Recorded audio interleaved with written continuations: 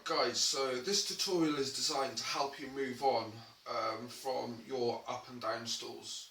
So your prerequisites to learn this move is to know both your up and your down stalls on both sides. So hello guys, I'm here to teach you how to do this, which is a stall chaser.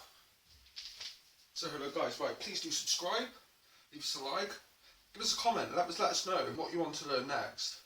Smash that notification bell and enjoy the tutorial.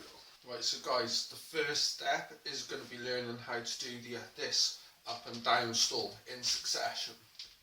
So you'll see this, it looks much like a lane of traffic where the one stall goes down, the other stall goes up, and as you can see, they're in their own lanes as well.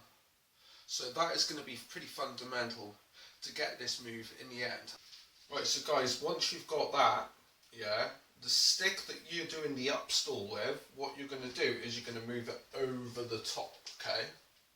And from here, the stick that you've got in your non-dominant hand, you're going to bring this over in this reverse grip and go up like this. So as this is falling and you do this up stall, once the stall wants to fall, meaning this stick at the bottom here, you're going to push this down past your hips and then turn your palm, because at the moment the palm of your hands will be facing your face. You're going to turn the palm of your hand out so it's facing where your eyes are facing. Now what we're going to do is we're going to let this float on the top again. And now we're at where we need to do this up stall in this reverse grip. Push it down and push it around. No, that is my breakdown of how to do the stall chaser.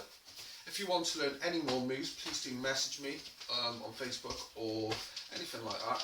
I'll be glad to apply.